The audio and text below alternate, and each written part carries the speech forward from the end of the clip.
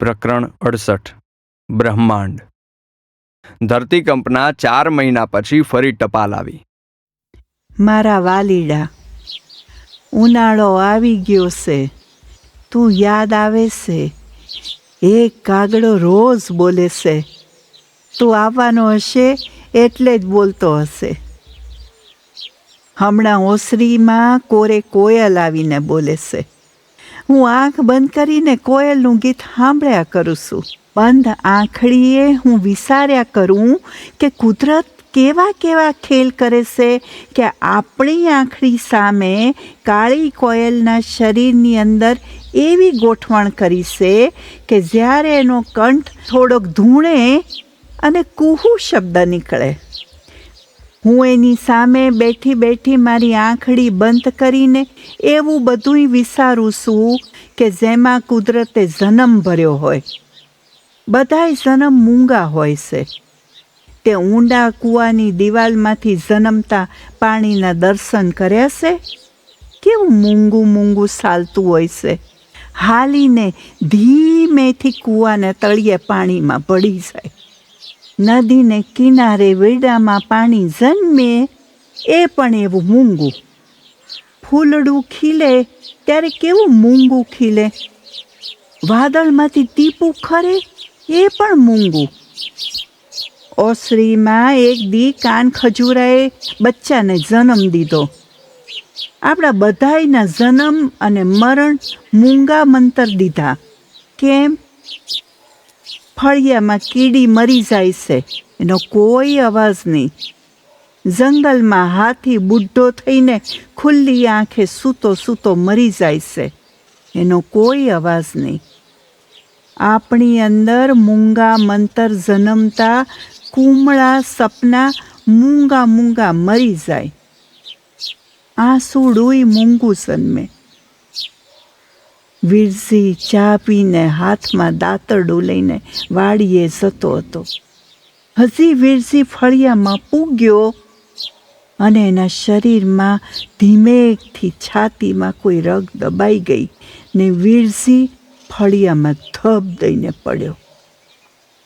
વીરજીનો ફળિયામાં પડવાનો અવાજ હજી મને યાદ છે, પણ તેના મોતનો અવાજ નો આવ્યો.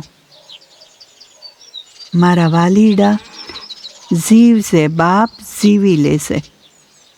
તું મૂંગા મંતર આવીને મૂંગા મંતર જતા રહીએ એની વચ્ચે જે મળ્યું એમાં કોયલની જેમ પોતાના ગીતડા ગાઈ લેશે ને વીરડાના પાણી જેવો મીઠો થઈ જીવી લેશે. રામબાઈ. એ માં, તમે હવે ધીમે ધીમે અઘરું લખો છો હો. મને અડધું પડધું ખબર પણ નથી પડતી. હું 6ઠ્ઠા ધોરણમાં આવી ગયો છું. રોજ એ નદીમાં રમવા જાઉં છું. મને નદીનો વહેવાનો અવાજ ખૂબ ગમે છે. મને વાદળોનો ગાજવાનો અવાજ પણ ખૂબ ગમે છે. અમારા ઘરની સામે લીમડો છે. મને પવનમાં લીમડાના પાંદડાઓનો અવાજ ખૂબ ગમે છે. ત્યાં લીમડા પર પણ એક કોયલ રોજે બોલે છે. મારી કોયલ અને તમારી કોયલ દૂર બેઠા બેઠા કશીક વાતો કરતી હશે. માં, દુનિયા કેવી અજીબ છે. હું બાપુની રાજદૂતમાં અમરેલી ગયો હતો. શહેરમાં કેટલા બધા માણસો હતા. રસ્તા પર ભીખ માગતા ભિખારીઓના મનમાં કેવી દુનિયા હશે. મારા ક્લાસમાં એક મજૂરનો છોકરો ભણે છે. જીવો નામ છે. જીવો ખૂબ ગરીબ છે. એ કડવા બાપાના ખેતરે એક રૂમ છે, એમાં તેના મમ્મી પપ્પા ભેગો રહે છે. જીવાએ મને સાયકલ શીખવી દીધી છે.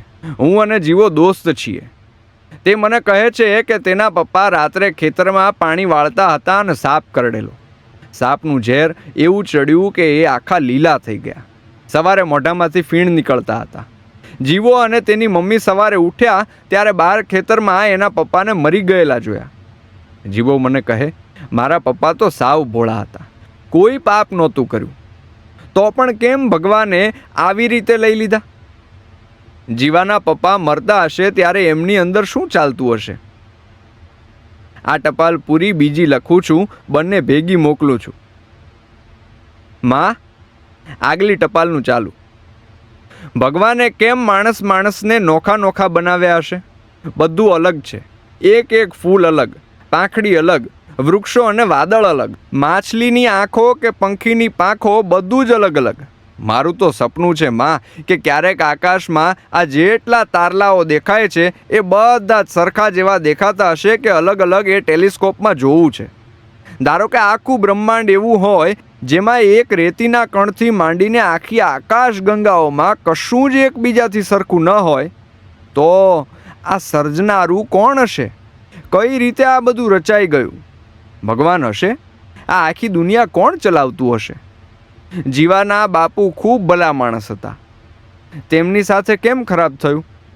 મારી બાને પૂછ્યું તો કહે પાછલા જન્મનું લેણું દેણું બાકી હશે.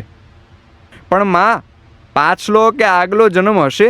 તમને બ્રહ્માંડના જન્મની ખબર પડી ગઈ? આપણું બ્રહ્માંડ કઈ રીતે બન્યું? જીતુ: